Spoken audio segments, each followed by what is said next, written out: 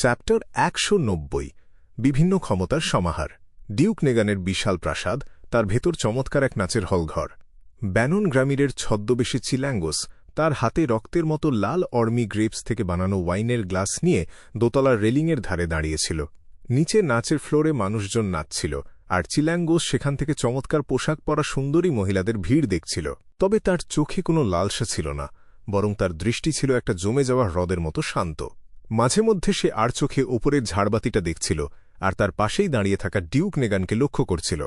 Duke নেগানও সেখানে দাঁড়িয়ে সুন্দরীদের যাতায়াত দেখছিলেন। ডিউক একটা ইস্ত্রি করা নেভি ইউনিফর্ম পরেছিলেন, তার কাঁধের মেডেলগুলোতে লাল ফিতা লাগানো ছিল। আনুষ্ঠানিক অনুষ্ঠানে তিনি সবসময় তার সামরিক ইউনিফর্ম পরতে পছন্দ করতেন, কারণ এটা তার দীর্ঘ কয়েক দশকের গৌরবময় সেনাজীবনের স্মৃতি মনে করিয়ে দিত। তবে সেই দিনগুলোর তুলনায় এখন তার ওজন অনেক বেড়ে গিয়েছিল। তার একসময়ের তীক্ষ্ণ ধূসর চোখ দুটো এখন কিছুটা ঘোলাটে হয়ে গিয়েছিল, আর সেখানে ফুটে উঠছিল দুনিয়াদারির নানা ইচ্ছা। অবশ্য তিনি নিজের যত্ন নিতেন, কারণ তার চোখের কোণে বা ঠোঁটের পাশের ভাঁজগুলো খুব একটা গভীর ছিল না। মাথার কালো চুলগুলোও এখনও বেশ ঘন আর উজ্জ্বল দেখাচ্ছিল। ইনিই হলেন প্যালাস নেগান, বর্তমান ডিউক নেগান। তিনি কনজারভেটিভ পার্টির প্রধান সমর্থক এবং প্রধানমন্ত্রী অ্যাগুইসিডের ভাই। লোয়েন কিংডমের অন্যতম ধনী এবং প্রভাবশালী মানুষ হিসেবে তাকে সবাই চেনে। একই সাথে তিনিই ছিলেন সেই মানুষ যার জন্য চিল্যাঙ্গোস চোরের মতো ব্যাকলুন্ডে লুকিয়ে ঢুকেছিল। এত বড় একজন মানুষকে হত্যা করার কথা ভেবেই উত্তেজনায় চিল্যাঙ্গোসের শরীর শিউরে উঠল। সে তার দৃষ্টি সরিয়ে নিল এবং চোখ দুটো বন্ধ করল। সে এই কাজটা করার দায়িত্ব নিয়েছিল, কারণ তাকে অনেক বড় অঙ্কের টাকা অফার করা হয়েছিল। তাছাড়া চিল্যাঙ্গোস নিজেও রোমাঞ্চ খুব ভালোবাসত এবং কঠিন চ্যালেঞ্জ নিতে পছন্দ করত। সে মনে মনে ভাবল, যদি এই মিশনটা সফল হয় তবে আমার নাম উত্তর আর দক্ষিণ মহাদেশের সব জায়গায় ছড়িয়ে পড়বে। তখন আমার সম্মান এমনকি 4 কিংসদের ওপরে চলে যাবে, আর আমি পাব সেই কার্ডটা যার ভেতরে ঈশ্বর হওয়ার সেই রহস্য লুকিয়ে আছে যা একসময় রোজেল গুস্তাভ তৈরি করেছিলেন। চিল্যাঙ্গোস নিজের উত্তেজনা দমন করল এবং মাথা নিচু করে নিজের বাম হাতটা পরীক্ষা করল।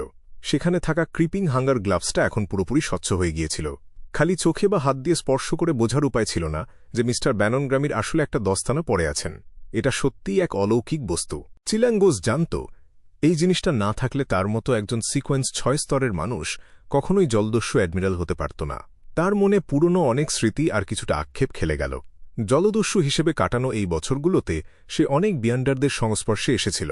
তাদের মধ্যে অরোরা অর্ডারের সদস্যরাও ছিল, যারা সোনিয়া সমুদ্রের একদম শেষ প্রান্ত পর্যন্ত ঘুরে বেড়াতে পছন্দ করত। তাই সে জানত যে ক্রিপিং হাঙ্গার জিনিসটা আসলে একজন সত্যিকারের শেপার্ডের ক্ষমতার চেয়ে কিছুটা আলাদা। প্রথমত, এই গ্লাভস দিয়ে এক ক্ষমতা থেকে অন্য ক্ষমতায় যেতে অনেক সময় লাগে, এজন্য অন্তত 1 সেকেন্ড সময়ের দরকার হয়, কিন্তু একজন সত্যিকারের শেপার্ড সাথে সাথে ক্ষমতা পাল্টাতে পারে। দ্বিতীয়ত, এই গ্লাভস দিয়ে কোনো আত্মাকে নিয়ন্ত্রণ করলে সে মারা যাওয়ার আগে বড়জোর 1 থেকে 3টা ক্ষমতা ব্যবহার করতে পারে। কোন ক্ষমতাগুলো ব্যবহার করা যাবে বা সেগুলো কতটা শক্তিশালী হবে তা পুরোপুরি ভাগ্যের ওপর নির্ভর করে। অন্যদিকে একজন সত্যিকারের শেপার্ড নিজেই ঠিক করতে পারে সে কোনো 3টা ক্ষমতা ব্যবহার করবে। তাকে কোনো জুয়াড়ির মতো ভাগ্যের ওপর নির্ভর করতে হয় না। সবশেষে ক্রিপিং হাঙ্গার একসাথে মাত্র 5টা আত্মাকে নিজের ভেতর ধরে রাখতে পারে, যেখানে একজন সত্যিকারের শেপার্ড পারে 7টা। অবশ্য দুজনের ক্ষেত্রেই একটা সীমাবদ্ধতা আছে, তারা একসাথে মাত্র একটা আত্মাকেই নিয়ন্ত্রণ করতে পারে। সেই আত্মার ক্ষমতা আর নিজের ক্ষমতা ছাড়া অন্য কিছু তারা ব্যবহার করতে পারে না। আর একবার যদি কোনো পুরনো আত্মাকে নতুন কারো দিয়ে বদলে ফেলা হয়, তবে সেটা আর কোনোদিন আগের অবস্থায় ফিরিয়ে আনা যায় না। চিল্যাঙ্গোস গত 7-8 বছর ধরে অনেক পরীক্ষা নিরীক্ষা করে শেষ পর্যন্ত 5টা আত্মাকে নিজের জন্য বেছে নিয়েছিল। তাদের ক্ষমতাগুলো একে অপরের অভাব পূরণ করত এবং চিল্যাঙ্গোসকে করে তুলেছিল অত্যন্ত ভয়ঙ্কর। এই দীর্ঘদিনের সাধনা আর পরীক্ষার কারণেই জলদস্যুদের মধ্যে গুজব রটে গিয়েছিল যে ভাইস অ্যাডমিরাল হারিকেন চিল্যাঙ্গোস নাকি সব জানতা এবং সর্বশক্তিমান। চারদিকে যখন নাচের জোরে গান বাজছিল, চিল্যাঙ্গোস তখন মনে মনে তার পরবর্তী পদক্ষেপগুলো গুছিয়ে নিচ্ছিল। তার মনে কিছুটা আফসোসও হচ্ছিল। সে ভাবল, এটা খুবই দুঃখের বিষয় যে গত কয়েকদিনে আমি ট্রাভেলারকে খুঁজে পেলাম না। তাকে পেলে আজ রাতে আমাকে কোনো কিছু নিয়েই চিন্তা করতে হতো না। যদি সে সেই মহিলাকে ধরতে পারত যে সম্ভবত একজন ট্রাভেলার ছিল, তবে সে তার গ্লাভসের ভেতরে থাকা 5টা আত্মার একটাকে উৎসর্গ করতেও দ্বিধা করত না। তার কাছে একজন ট্রাভেলার বা ভ্রমণকারীর ক্ষমতা ছিল অমূল্য। চিল্যাঙ্গোস ছাদের ওপর ঝুলে থাকা বিশাল স্ফটিকের ঝাড়বাতিটার দিকে একবার আর চোখে তাকাল।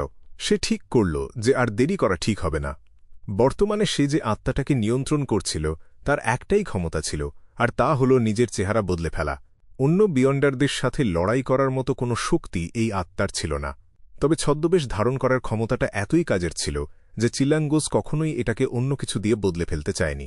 ভালো ব্যাপার হলো এই যে চিলাঙ্গোস যে কোনো আত্মাকেই নিয়ন্ত্রণ করুক না কেন, সে একই সাথে তার নিজের উইন্ড ব্লেসড ক্ষমতাগুলো ব্যবহার করতে পারত। সবশেষে সে এমন ভাব করল যেন সে কোনো এক সম্ভ্রান্ত ঘরের মহিলার দিকে তাকিয়ে আছে। এরপর সে তার দৃষ্টি ঘুরিয়ে ডিউক নেগান এবং তার চারপাশে থাকা ভদ্রলোকদের দিকে তাকাল। চিলাঙ্গোস জানত যে ডিউক নেগান লর্ড অফ স্টর্মসের একজন কট্টর অনুসারী। রাজনীতিতে চার্চ অফ স্টর্মসের যে প্রভাব রয়েছে তার পেছনে এই ডিউকের বড় ভূমিকা আছে, তাই ডিউকের পাশে নিশ্চয়ই চার্চ অফ স্টর্মসের কোনো বিয়ন্ডার আছে যে তাকে পাহারা দিচ্ছে। যদিও নেগান পরিবার কোনো হাজার বছরের পুরনো বংশ নয়, তবুও ডিউক দেশের অন্যতম ধনী এবং ক্ষমতাধর মানুষ। সে অবশ্যই গোপনে সিকোয়েন্স পশনের ফর্মুলা খুঁজেছে অথবা শক্তিশালী বিয়ন্ডারদের নিজের কাজে নিয়োগ করেছে। চিলাঙ্গোসের মনের ভেতর চিন্তার ঢেউ বয়ে গেল।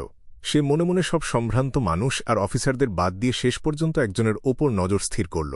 সেই লোকটা সবসময় ডিউক নেগানের একদম পাশেই থাকছিল।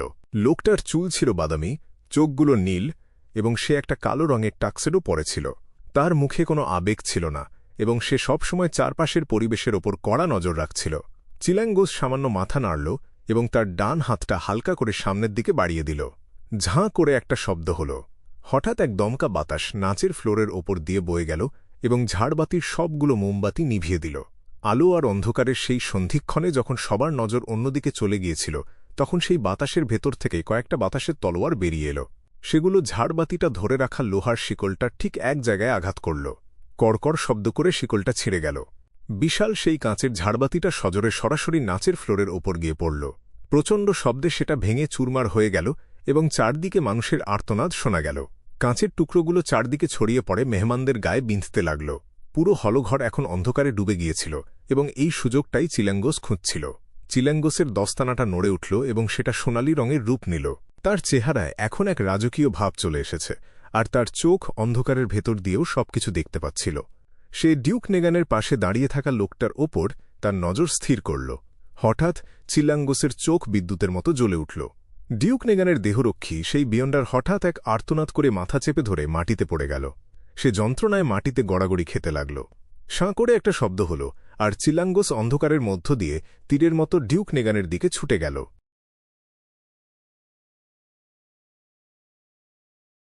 তবে তার চোখের গভীরে ফুটে উঠছিল তার লক্ষ্যবস্তু ডিউক নেগানকে, যার চোখে ভয়ের কোনো চিহ্ন ছিল না, বরং ডিউকের মধ্যে এক অদ্ভুত আত্মবিশ্বাস দেখা যাচ্ছিল। ডিউক নেগানের ভারী শরীরটা একদম সোজা হয়ে দাঁড়িয়েছিল। সে এমনভাবে চিলাঙ্গোসের দিকে তাকাচ্ছিল যেন সে খুব সামান্য কোনো প্রাণীকে দেখছে। ডিউক তার ডান হাত তুললেন এবং সামনের দিকে ধাক্কা দিলেন। তিনি প্রাচীন হার্মিজ ভাষায় ফিসফিস করে বললেন, বন্দি করো। এক অদ্ভুত নিস্তব্ধতার মধ্যে চিলাঙ্গোস হঠাৎ থেমে গেল। সে দেখল তার চারদিকে একটা স্বচ্ছ দেয়াল তৈরি হয়েছে, যা আঠালো কোনো তরলের মতো তাকে ঘিরে ফেলেছে। তাকে দেখে মনে হচ্ছিল সে যেন কোনো পাথরের ভেতর আটকে পড়া পোকা বা কারাগারের কোনো বন্দী।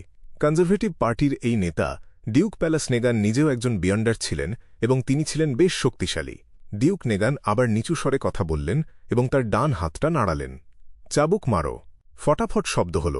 মনে হল কোনো এক অদৃশ্য চাবুক দিয়ে চিলাঙ্গোসকে মারা হচ্ছে। চাবুকের আঘাতে তার গায়ের কাপড় ছিঁড়ে গেল এবং চামড়া ফেটে সাদা হাড় দেখা যেতে লাগল। এরপর ডিউক নেগান সামনের দিকে ঝুঁকে এলেন এবং তার ডান হাতের মুষ্টি শক্ত করলেন। তিনি দরাজ গলায় ঘোষণা করলেন, মৃত্যু। তার হাতটা বাতাসের মধ্যে এমনভাবে নড়ে উঠল যেন অনেকগুলো হাত একসাথে চিলাঙ্গোসের মাথায় আঘাত করতে আসছে। তার সেই ঘুষি এড়ানো চিলাঙ্গোসের পক্ষে অসম্ভব ছিল। মটমট করে একটা শব্দ হল এবং চিলাঙ্গোসের মাথাটা চূর্ণ বিচূর্ণ হয়ে গেল, কিন্তু সাথে সাথে চারপাশের পরিবেশও কাঁচের মতো ভেঙে গেল। ডিউক নেগান আগের মতোই তার জায়গায় দাঁড়িয়েছিলেন। আসলে পুরো বিষয়টাই ছিল একটা দুঃস্বপ্ন। কেউ জানতেই পারেনি যে জলদস্যু অ্যাডমিরাল কখন তার ক্ষমতা বদলে ফেলে নাইটমেয়ার স্টেটে ঢুকে গিয়েছিল। একজন সাধারণ নাইটমেয়ারের মতো না হয়ে চিলাঙ্গোস মানুষকে স্বপ্নে বন্দী করার পরেও নিজের শরীর নাড়াতে পারত। চিলাঙ্গোস খুব সাবধানে ডিউক নেগানের পেছনে গিয়ে হাজির হল এবং তার ঠান্ডা দৃষ্টি ডিউকের ওপর স্থির করল।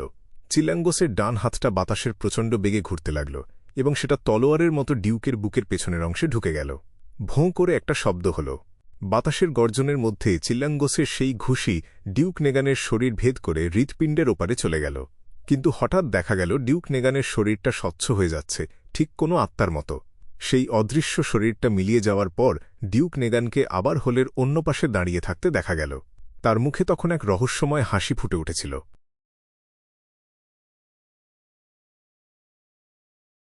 চিলাঙ্গোস মনে মনে ভাবল, এখানে কি তবে অন্য কোনো বিয়ান্ডার আছে? তারা কি আগে থেকেই জানত আমি আসব? তারা কি আমাকে ধরার জন্য ফাঁদ পেতেছে? এটা কিভাবে সম্ভব? চিলাঙ্গোস এই সত্যটা মেনে নিতে চাইছিল না, কিন্তু সে শান্তভাবে পরিস্থিতির মোকাবেলা করার কথা ভাবল। তার বাম হাতের দস্তানাটা আবার নড়ে উঠল এবং সেটা গাঢ় সোনালি আঁশের মতো রূপ নিল। তার চোখের মণিগুলো সাদা হয়ে গেল এবং সাপের মতো লম্বালম্বি হয়ে গেল। এরপর একটা অদৃশ্য তরঙ্গ চারদিকে ছড়িয়ে পড়ল। সেখানে উপস্থিত সব নারী পুরুষ হঠাৎ এক অনিয়ন্ত্রিত ভয় শিউরে উঠলেন। তারা যে যেখানে লুকিয়েছিলেন সেখান থেকে বেরিয়ে এসে পাগলের মতো এদিক ওদিক দৌড়াতে শুরু করলেন। পুরো জায়গাটা একদম বিশৃঙ্খল হয়ে গেল। সেখানে থাকা বিয়ন্ডাররা এখন আর সাহস করে আক্রমণ করতে পারছিলেন না, কারণ তারা ভয় পাচ্ছিলেন যে তাদের আত্মীয়স্বজন বা বন্ধুদের গায়ে আঘাত লাগতে পারে। এই সুযোগটা কাজে লাগিয়ে চিলাঙ্গোস তার চারদিকে ঘূর্ণিঝড় তৈরি করে দ্রুত দৌড়াতে শুরু করল। সে একটা বিশ্রামঘরের দরজা ভেঙে ভেতরে ঢুকল এবং তারপর জানালার কাঁচ ভেঙে বাইরে ঝাঁপ দিল। কাঁচ ভাঙার প্রচণ্ড শব্দের মধ্যে সে বাইরে বেরিয়ে এলো এবং বাতাসের সাহায্যে উড়তে উড়তে ডিউকের প্রাসাদ থেকে বেশ দূরে চলে গেল। মাটিতে পা রাখা মাত্রই সে সামনের একটা বনের দিকে দৌড় দিল। সেটা ছিল একটা মিউনিসিপ্যাল গার্ডেন এবং চিলাঙ্গোস আগে থেকেই পালানোর রাস্তা হিসেবে এটা ঠিক করে রেখেছিল। একবার পিছু নেওয়া মানুষদের হাত থেকে বাঁচতে পারলে সে নিজের চেহারা বদলে ফেলবে। তখন ব্যাকলুন্ডের 50 লক্ষ মানুষের ভিড়ে তাকে খুঁজে পাওয়া অসম্ভব হয়ে যাবে। এই কারণেই সে এত কঠিন একটা মিশন নেওয়ার সাহস দেখিয়েছিল। কিছুক্ষণ পর ডিউক নেগানের প্রাসাদের দিকে প্রচণ্ড জোরে বাতাস বইতে শুরু করল। চার্চ অফ স্টর্মসের কার্ডিনাল এবং ব্যাকলুন্ডের আর্চবিশপ স্নেক কয়েকজন ম্যান্ডেটেড পানিশার্সদের নিয়ে সেখানে উড়ে এলেন। স্নেককে সবাই গড অফ স্পেলসিঙ্গার নামেও ডাকত। তিনি অন্য বিয়ন্ডারদের সময় মতো খবর দিতে পারেননি। আর্চবিশপ এর সাথে আলজার উইলসনও সেখানে এসে পৌঁছেছিল। তবে আলজারের মেজাজ খুব খারাপ ছিল, কারণ সে প্রাসাদের ভাঙা জানালা আর অন্য বিয়ন্ডারদের বাইরে দৌড়ে বের হতে দেখছিল। এর মানে একটাই, ভাইস অ্যাডমিরাল হারিকেন চিলাঙ্গোস পালাতে সফল হয়েছে।